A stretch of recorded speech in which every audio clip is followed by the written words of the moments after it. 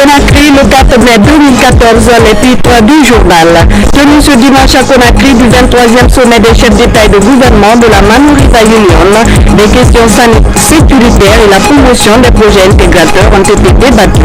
L'Institut de recherche agronomique vient d'achever sa revue annuelle. C'est la Cité des Agrumes qui a abrité les travaux.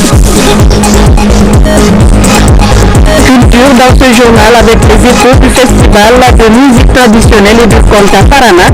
Plusieurs groupes ont émerveillé les populations de Sankara. Bonsoir à toutes et à tous. Le 23e sommet des chefs d'État de la Manu River Union a pris fin ce dimanche à Conakry.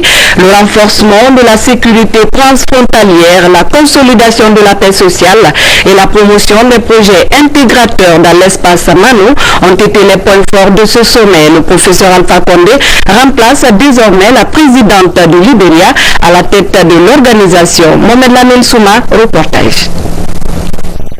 D'un organe de coopération, l'Union du fleuve Manu est en passe de devenir un puissant instrument d'intégration sous-régionale.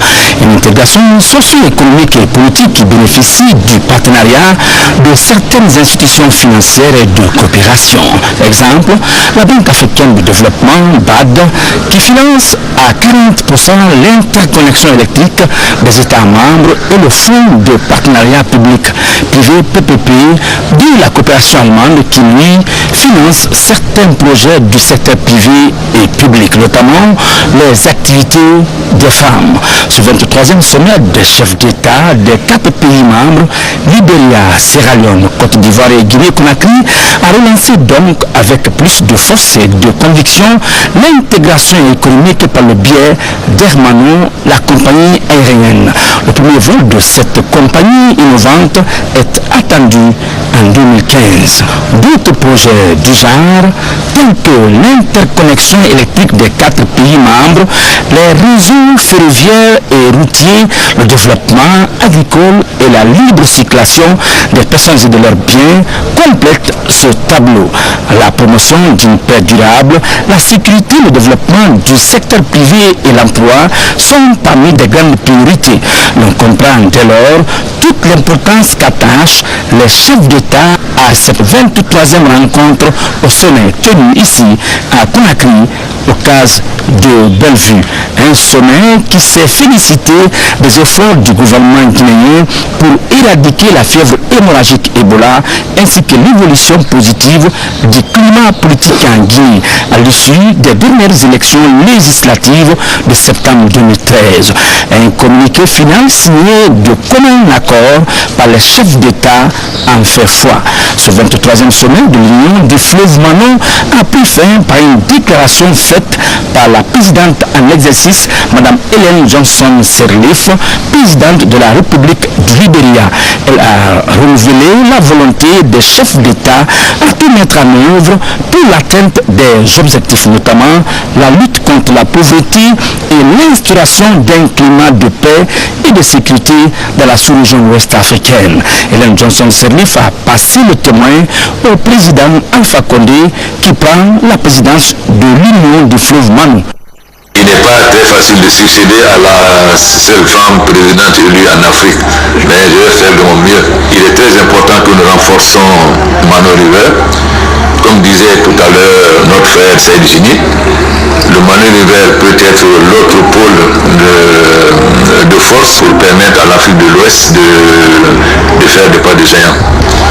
Donc je remercie mes frères et sœurs et nous allons faire en sorte que tous les projets initiés par le Manu River puissent réussir et que notre zone soit une zone de prospérité et que les frontières qui nous séparent nous unissent plutôt, c'est-à-dire que nous fassions en sorte que nos peuples puissent circuler librement et que les marchandises puissent circuler librement et que qu'un de nos pays ne puisse servir à déstabiliser l'autre pays. Et je suis certain que c'est une préoccupation à tous. Au nom du peuple de Guinée, je vous remercie. Le rendez-vous de Conakry aura donc réussi le pari d'avoir été un sommet de tous les espoirs et des défis à relever.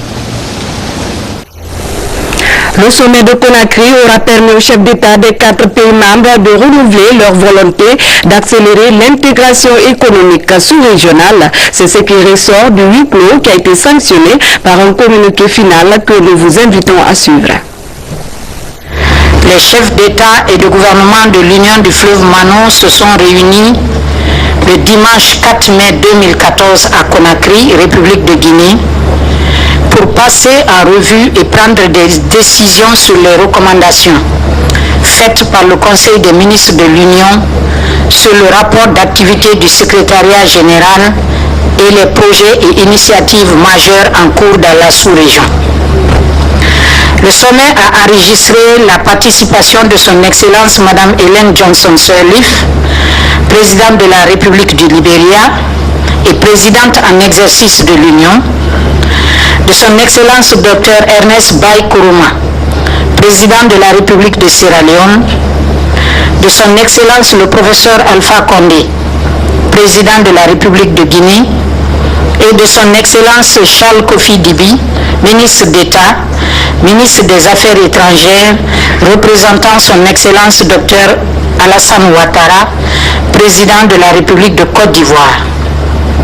Durant leurs délibérations qui se sont déroulées dans une atmosphère franche et cordiale, les chefs d'État et de gouvernement ont examiné en profondeur les recommandations du Conseil des ministres de l'Union sur l'état d'avancement de l'initiative de l'Union du fleuve Mano, appuyée par la Banque africaine de développement, la stratégie de sécurité transfrontalière, la restructuration et la revitalisation institutionnelle du secrétariat, le budget opérationnel de l'année 2014, la relance du projet Air Mano et le niveau de mise en œuvre du projet de sécurité alimentaire.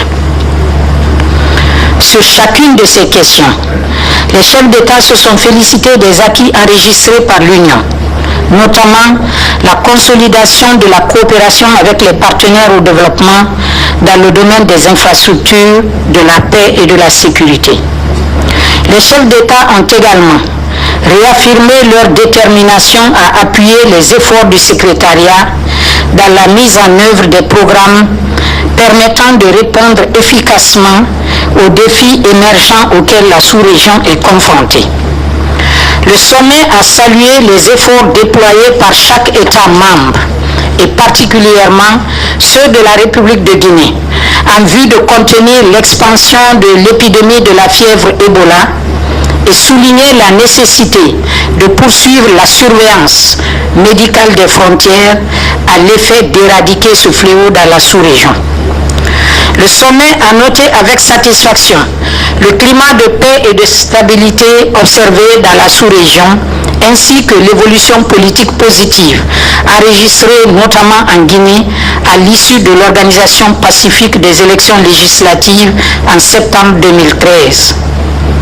Les chefs d'État ont par ailleurs insisté sur l'impérieuse nécessité d'une plus grande collaboration entre l'Union du fleuve Mano et la Communauté économique des États de l'Afrique de l'Ouest, CEDEAO, dans la mise en œuvre des programmes et projets communautaires de développement. À cette fin, et après examen des sujets d'importance capitale, le sommet s'est félicité du niveau d'exécution des différents programmes en cours par le secrétariat général et des engagements pris par les États membres et a convenu de ce qui suit. Premièrement, que le poste conjoint frontalier Balamouya-Pamlap soit immédiatement opérationnel. Que la construction du siège de l'Union soit financée par les États membres sur la base des études architecturales et de coûts qui seront soumis au Conseil des ministres par le secrétariat général. Dans le cadre de l'exécution du programme régional d'emploi jeunes, il est demandé à chaque État membre de prendre les dispositions nécessaires pour envoyer leurs étudiants dans les centres d'excellence qui ont été définis par le secrétariat, notamment Yamoussoukro, Bomi Hill au Libéria, Freetown et Tamakene en Guinée. Que l'Union recherche des sources alternatives de financement de ces activités à l'effet d'assurer leur durabilité.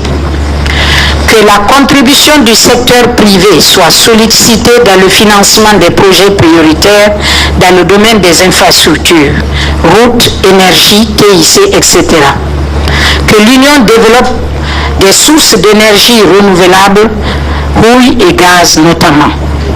Le sommet a passé en revue et approuvé l'initiative de l'Union du fleuve Mano appuyée par la BAD et a instruit le secrétariat général de classer les projets par ordre de priorité et selon le niveau d'exécution et de soumettre une correspondance officielle au groupe de la BAD pour le financement des principales routes d'interconnexion dans la sous-région de l'Union du fleuve Mano.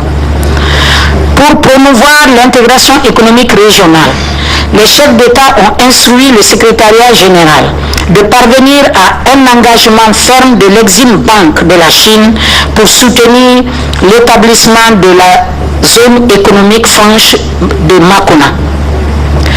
Les chefs d'État de l'Union du fleuve Mano apportent leur soutien indéfectible au gouvernement de la République de Guinée dans ses efforts de renégociation de ses conventions minières au profit des populations guinéennes. Le sommet a reconnu la pertinence de mettre en œuvre la stratégie de sécurité transfrontalière adoptée par eux et a convenu que les États membres doivent soutenir l'opérationnalisation de l'unité paix et sécurité du secrétariat général.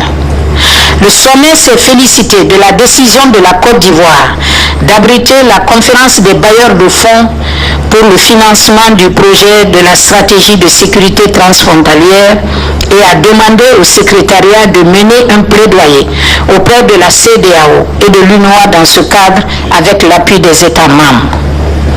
Le sommet a ratifié l'amendement porté au premier protocole de l'Union du fleuve Mano qui reflète la nouvelle structure administrative par un secrétariat général assisté de 3 secrétaires généraux adjoints. Le sommet a approuvé le projet de budget 2014 qui s'équilibre en ressources et en dépenses à 5 919 799 $ américains et autorisé le secrétariat général à procéder à son exécution. Le sommet a encouragé la relance du projet de la compagnie Air Mano et demandé au ministre des Transports des États membres de continuer le processus de finalisation de l'étude de faisabilité en vue d'accélérer le démarrage de cette compagnie. Le sommet s'est félicité des progrès enregistrés dans l'exécution du projet de sécurité alimentaire dans les États membres et a encouragé ces derniers à poursuivre dans cet élan à vue d'atteindre l'autosuffisance alimentaire et nutritionnelle dans la sous-région.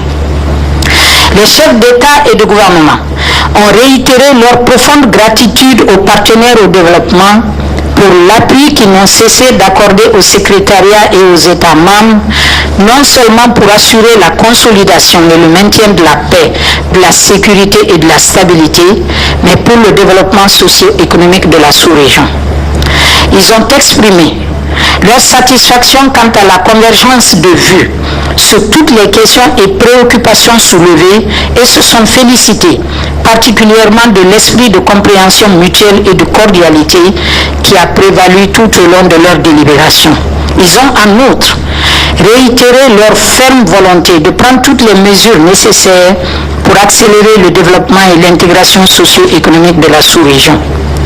Les chefs d'État et de gouvernement ont exprimé leurs préoccupations face à la situation en République centrafricaine et demandent que les autorités nationales de ce pays, la communauté africaine et internationale mènent des actions urgentes pour la restauration de l'unité et la préservation de l'intégrité territoriale de la République centrafricaine.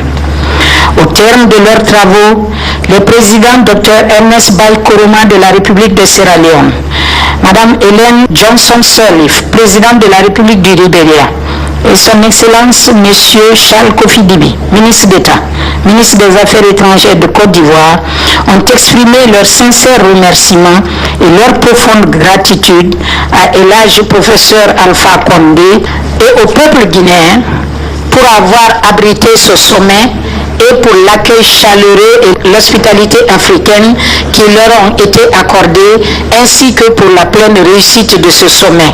fait à Conakry le 4 mai 2014, signé son Excellence Madame Ellen Johnson Sirleaf, présidente de la République du Libéria et présidente en exercice de l'Union du fleuve Manon, son Excellence Dr Ernest Bai Koroma, président de la République de Sierra Leone, son Excellence Professeur Alpha Condé, président de la République de Guinée, son Excellence Monsieur Alassane Ouattara, président de la République de Côte d'Ivoire, représenté par Monsieur le ministre Charles Kofi Dibi. Je vous remercie, mesdames et messieurs.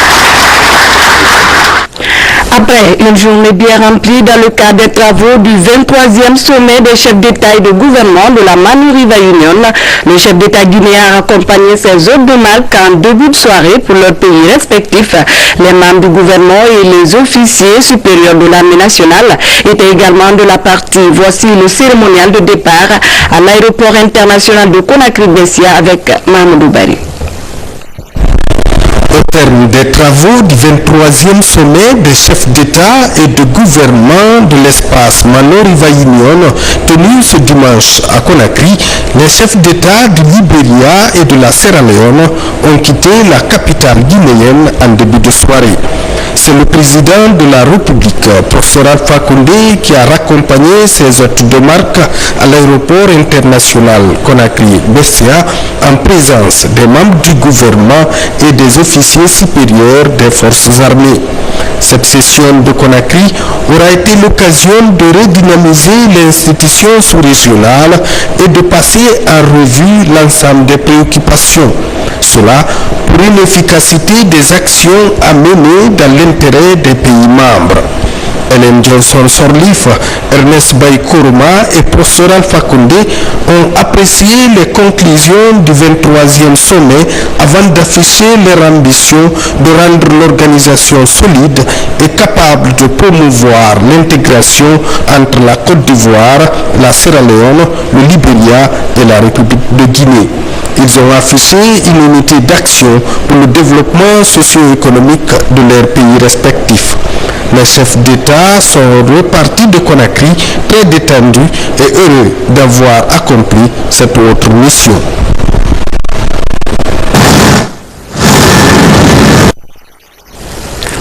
Autre fait dans ce journal, le Premier ministre chef du gouvernement a visité hier les installations devant assurer le contrôle des personnes et des bagages au niveau des postes frontaliers de Pamalap. Le constat n'est pas reluisant, les installations ne sont pas encore fonctionnelles. Adi Kamara était à Pamalap. Samedi 3 mai, nous sommes à Pamalap, zone frontalière entre la Guinée et la Sierra Leone. Ici, grâce à l'Union européenne, les deux pays ont bénéficié des installations du système d'identification et de reconnaissance des personnes réalisées par l'Organisation internationale pour les migrations. Alors, du côté guinéen, depuis l'inauguration de cette infrastructure, aucune disposition n'a été prise pour son opérationnalisation. Le défi donc aujourd'hui à relever, c'est de rendre ce lieu opérationnel dans les meilleurs délais. Et tout à l'heure, j'ai fixé à monsieur le directeur national le 1er juin. Au plus tard, il faut que ce centre soit opérationnel. Naturellement, tout ne sera pas prêt, mais nous ferons en sorte que le travail puisse commencer à cette date. Nous allons ouvrir le poste pour les usagers, pour les populations qui ont tant souffert de l'éloignement du port de douane de la frontière. Et aussi, comme vous le savez, il n'est pas normal que les pays amis nous aident et que nous soyons incapables d'absorber cette aide. Mais nous allons relever ce défi. Le Premier ministre a tenu à visiter ces installations. Des archives au guichet de paiement en passant par les banquettes import-export, les fouilles corporelles hommes et dames et les fouilles bagages, le Premier ministre Fofana a voulu toucher du doigt les réalités de cette infrastructure. C'est une bonne nouvelle pour les populations de Sigiri dans la savane guinéenne. Les plaines rizicoles de Farani seront bientôt assainies, financées par le gouvernement guinéen. Les travaux de construction des canaux d'évacuation permettront d'éviter dorénavant les inondations qui détruisent les cultures et affaiblissent les rendements des paysans. Mamadou Pate Baldé. bord du fleuve Niger, à 700 km de la capitale Conakry, les habitants du secteur Farani dans le quartier Bolibani chantent et dansent au rythme du mandingue. Une manifestation de réjouissance qui marque la fin des calvaires des populations qui perdaient leur production et leur habitation suite à des fortes inondations qui s'abattent chaque année sur la localité. Le gouvernement guinéen vient de débloquer d'importantes ressources pour la réalisation des caniveaux d'évacuation des eaux afin de débarrasser de façon définitive les citoyens de Fouga de cette calamité qui n'a que trop duré. Dans les années antérieures, nous avons le quartier Bolibana, plus précisément dans le secteur Farani. Alors, cette pose de première pierre est venue à point nommé. Ce projet de grande envergure, initié par le chef de l'État, le professeur Alpha Condé, entre dans le cadre de l'amélioration des conditions de vie de Sigirinka. C'est que le gouvernement de mission que vous avez maintenant est à l'écoute de la population. Et pour ne pas qu'on manque notre devoir, il faudrait qu'on soit à votre écoute. Et nous sommes à votre écoute. Soyez rassurés. Le chef de l'État a décidé de mettre fin justement à ces inondations et par ça nous avons procédé à une évaluation et aujourd'hui nous avons envoyé sur le chantier une entreprise pour l'exécution de 9 ouvrages et d'un collecteur central pour pouvoir drainer toutes ces eaux et les amener, les diriger vers le fleuve. À Kouroussa, le gouvernement guinéen, en plus du bitumage de voirie, a aussi exécuté d'autres projets au bénéfice des populations. Le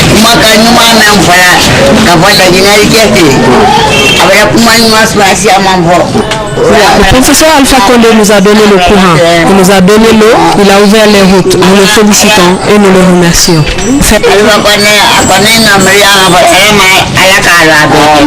En attendant le démarrage effectif des travaux, la réalisation de cet ouvrage constitue un espoir certain pour les populations qui veulent voir ce projet se concrétiser avant les grandes pluies. La Direction nationale des marchés et la Direction nationale de l'économie vont bientôt déménager. Un nouvel immeuble situé dans le quartier Coronti va abriter les travailleurs des deux services. C'est le fruit d'un contrat entre le ministère des Finances et le groupe Guicopress. Alassane Diogobari, reportage. C'est désormais cet immeuble à 4 étages qui va abriter les services de la Direction nationale des marchés publics et la Direction nationale de l'économie. Un immeuble situé au quartier Coronti, tout près du gouvernorat de la ville de Conakry. Ce nouveau cadre va offrir un environnement plus adéquat aux travailleurs des deux directions afin d'être plus efficients dans leurs services.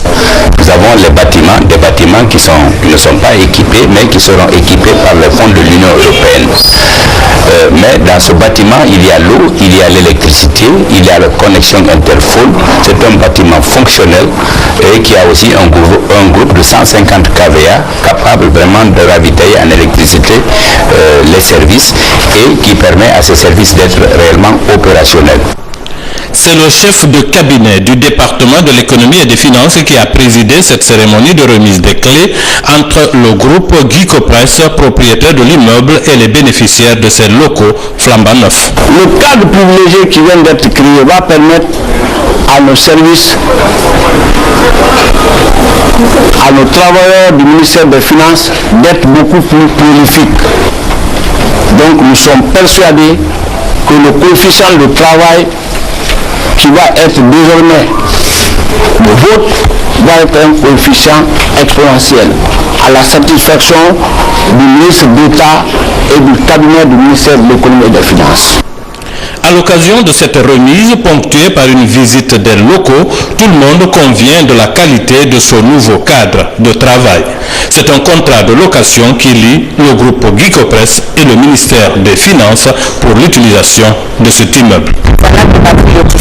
Ce bâtiment, c'est à la base quelque chose qui a été pour nous. Et aujourd'hui, notre patron, M. Kafala Karmara, a mis ce bâtiment à la disposition de l'État. C'est dans cet immeuble que seront logés également l'Agence de régulation des marchés publics ainsi que le Fonds spécial d'investissement appuyé par les partenaires au développement. La direction générale de l'Office national du tourisme invite les propriétaires et gérants d'hôtels, motels, restaurants, bars, maquis, nightclubs et bars dancing à procéder au paiement de la taxe de promotion touristique au plus tard demain lundi 5 mai 2014. Le règlement se fait au compte de l'ONT à la Banque centrale de la République de Guinée.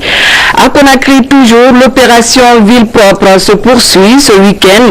Les artères principales de l'autoroute Fidel Castro ont reçu leur coup de balai. Partout, le gouverneur de la ville et le ministre de l'Environnement n'ont pas manqué de rappeler aux riverains les bonnes pratiques pour garder leur environnement sain afin d'éviter les maladies. Reportage Moussa Bangoura. Ce week-end, la campagne d'assainissement était axée sur les artères principales le long de l'autoroute Fidel Castro, de la place des Martyrs à l'aéroport en passant par Madina et Bonfi. Tout a été assaini. Au bloc des professeurs dans la commune de Dixine, l'entreprise Simaco met les bouchées doubles pour l'acheminement des ordures. Avec le soutien de monsieur le gouverneur de la ville de Conakry, nous avançons à grands pas. Actuellement, comme on l'avait bien dit, on est toujours au-delà de 1000 mètres cubes par jour. Et ça dépend de la circulation, l'activité des véhicules, quoi. Au cours de cette opération, les bordures de mer sont aussi concernées. Les gardes forestiers étaient également tous mobilisés. Cette action en cours d'exécution vise non seulement à nettoyer le littoral, mais aussi à sensibiliser la population riveraine à préserver les ressources en eau. On interpelle le ministère de Pété pour venir s'ajouter à nous pour curer les fossés. Le ministère des Transports pour nous aider à déguerpir. Le ministère de l'Environnement est en train d'activer son travail. Avec ses partenaires, le gouverneur Soliba Sourel Kamara entend poursuivre cette démarche jusqu'à la saison des grandes pluies, cela pour éviter les maladies hydriques. La préfecture de Kindia vient d'abriter la réunion scientifique de l'Institut de recherche agronomique de Guinée. Pendant une dizaine de jours, les cadres de l'IRAG se sont penchés sur les acquis et défis des projets de recherche en cours, mais également ils ont proposé un plan d'action pour 2014. Fodé Camara, reportage. Au lendemain de la relance de l'appui du gouvernement au niveau du secteur agricole depuis 2011, quelques projets de recherche sont financés par le BND, le budget national de développement. Les premiers effets de cet appui permettent au Centre régional de recherche de Foulaya de renouer avec son attribution de valorisation du riche potentiel fruitier et maraîcher de la capitale des agrumes et du reste du territoire national. Nous sommes au niveau de la baie de manguier et 30 000 pieds d'agrumes. Donc cette production va être destinée au monde rural et aux organisations paysannes. Et il y a aussi des produits que nous allons essayer de distribuer. En quelque sorte, cette production sera labellisée et elle aura toutes les protections possibles pour éviter qu'il y ait un amalgame entre la production de l'IRAG et la production des privés qui se vendent aux abords de notre centre. Accompagné par le statut d'établissement public doté d'une autonomie de gestion, entre autres acquis, l'appui du gouvernement permet de lutter contre les nuisibles et de démarrer quelques projets de recherche-développement dans les 4 centres régionaux de l'IRAG et les stations spécialisées de Farana, Koba et Kilissi. Aujourd'hui, programme par programme, l'heure est à l'évaluation de ces projets de recherche. On a des résultats qui sont publiables et nous sommes en train de voir comment, sous quelle forme ça va être publié en fiche technique ou en poster, voire même des articles scientifiques. Nous avons déjà quelques articles scientifiques même proposés. Au regard de toutes les activités que nous menons, il faut que nous prouvons à nos partenaires scientifiques nationaux et internationaux que l'IRAG a des capacités techniques, scientifiques et humaines à mener des activités. Et c'est pour cette raison que nous sommes en revue de nos activités des 3 dernières années afin d'en prendre les résultats les plus positifs là-dedans et de publications scientifiques. À Kindia, ces différentes présentations de projets de recherche permettent de passer au crible le niveau d'exécution des objectifs fixés, le taux d'insertion des jeunes, mais aussi les faiblesses et perspectives.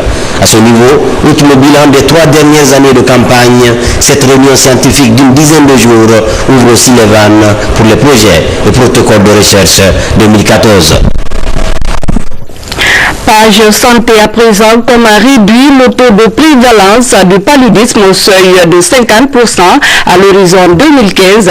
La question a été débattue cette semaine par les cadres du ministère de la Santé et les partenaires impliqués dans la lutte contre la maladie en Guinée. C'était à la faveur de la présentation du bilan des activités 2013 et le plan d'action de riposte 2015-2016. Solido Kera. Les efforts d'éradication du paludisme en République de Guinée bénéficient du soutien indéfectible des partenaires du secteur de la santé. Parmi eux, le projet PMI entendait Initiative présidentielle américaine de lutte contre la malaria, financé par l'USAID et exécuté sur le terrain par le projet Stop Palu. Cette rencontre passe en revue les progrès enregistrés dans la riposte en 2013 et prépare le plan d'action 2015-2016. Il fallait présenter devant tous les partenaires qui accompagnent le ministère de la Santé dans la lutte contre le paludisme ce plan d'action pour éviter des duplications, mais également c'est une occasion de plaidoyer pour le ministère de la Santé. Peut-être à travers l'appui du gouvernement américain, d'autres partenaires peuvent voir la nécessité d'accompagner PMI. Dans les zones d'intervention du PMI, les ruptures de stock sont moins fréquentes maintenant. La collecte des données s'est nettement améliorée avec une promptitude et une complétude passant de 30% à plus de 80%.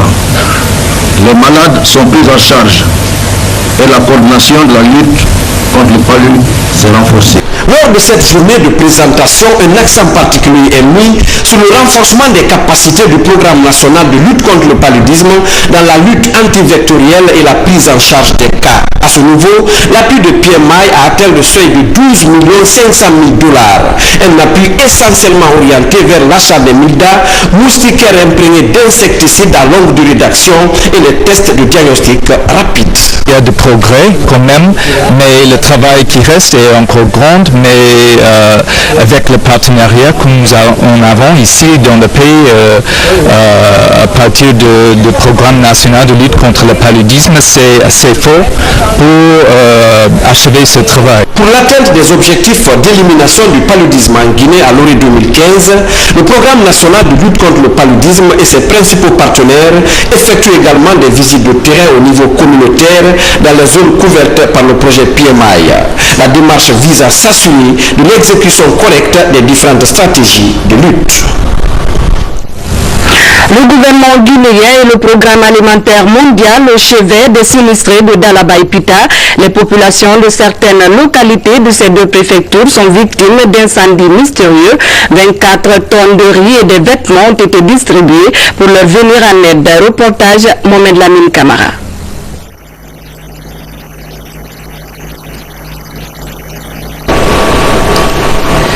Derrière cette chaîne de montagnes se trouve le district de Tangamaoudé dans la sous-préfecture de Massi, préfecture de Pita. L'ex relève d'un parcours de combattants. Il y a de cela 4 mois que ce village enregistre des incendies mystérieux. Plus de 800 sinistrés sont à la belle étoile. Le gouvernement, à travers le ministère de l'administration du territoire et de la décentralisation et le programme alimentaire mondial ont joint leurs efforts pour apporter ici une assistance humanitaire. 18 tonnes de riz, des cartons d'huile, des sacs de sel et autres vivres sont distribués. Je voudrais réitérer l'aide mondiale à accompagner les efforts du gouvernement guinéen afin de soulager les souffrances des populations et vulnérables aux catastrophes naturelles et anthropiques. Nous avons fait une requête de 27 000 sinistrés au PAM et le PAM nous a répondu. Et à partir de la réponse du PAM, on a donné la priorité à Pita pour pouvoir venir faire le cas de Pita et de Dalaba. Plus de 285 millions de francs guinéens et 600 feuilles de tôle sont aussi mobilisés par l'association des ressortissants de cette localité. Des gestes bien accueillis ici à l'approche de la saison des pluies. Depuis que le professeur Alpha Condé est au pouvoir, l'action humanitaire a connu un grand essor dans tous les recoins de la Guinée, partout où il y a besoin. Le gouvernement apporte sa contribution à travers ses partenaires au développement. Ici à Djambouria, au pied du mont d'Ankama, dans la préfecture de Dalaba, 22 sinistrés sont enregistrés. Ils ont également reçu des vivres et des vêtements. Quel que soit le nombre et le lieu du sinistre, le gouvernement et les partenaires entendent élargir leur champ d'action sur toute l'étendue du territoire national. Pour terminer en beauté, la journée internationale de la liberté de la presse, un match de gala a opposé hier au stade du 28 septembre l'équipe A à l'équipe B de la presse publique et privée, toutes catégories confondues. La rencontre s'est soldée par la victoire de l'équipe A, score 2-0. Fatoumata Mani et Belamo revient sur les temps forts de ce match de confraternité.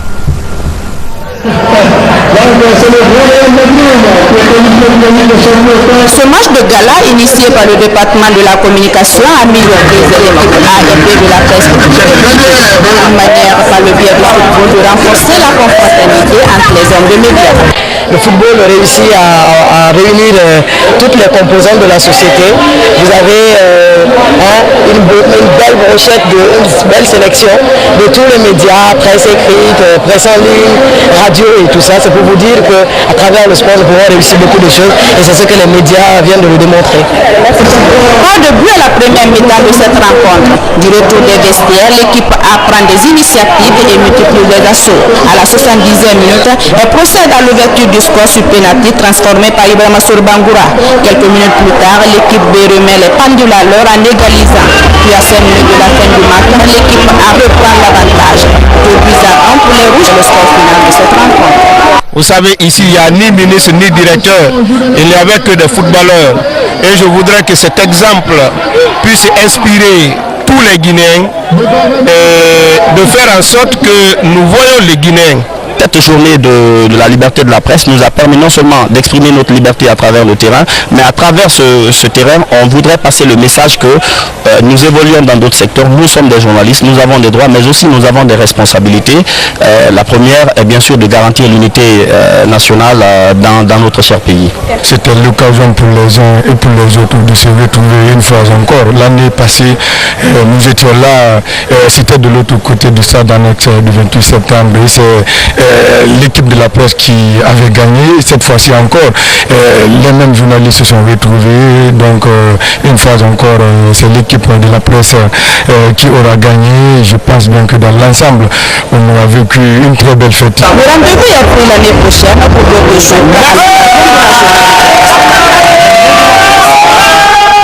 Des journalistes qui ont mouillé le maillot. Enfin, culture, pour parler de la 12e journée de manifestations culturelles et artistiques dans le Sankara. Nous vous l'annonçons depuis hier. C'est dans le cadre de la 9e édition du FEMITRAG. Pour la 2e journée, une dizaine de troupes guinéennes et africaines étaient à l'honneur. Toutes ont donné l'élan d'une intégration culturelle sous-régionale réussie. Les échos de cette journée avec nos envoyés spéciaux, Mohamed Lamine Diallo, Abdul Karim Kamara et Fodé Niagasola. Ce sont des pas de danse pleins de symboles exécutés avec dextérité dans l'arène du FEMITRAG à Farana. Et derrière tout cela, ces artistes guinéens et ouest-africains véhiculent les messages des coutumes de l'Afrique. Sur les traces de nos aïeux, par exemple, du nom d'un conte chanté par cet homme. Les mots de Khalifa Kouyaté encouragent les uns et les autres à bannir de l'exercice les querelles intestines qui divisent le continent noir. Le contenu de mon conte amène les Africains à trancher eux-mêmes leurs différends, se réconcilier et cultiver la paix.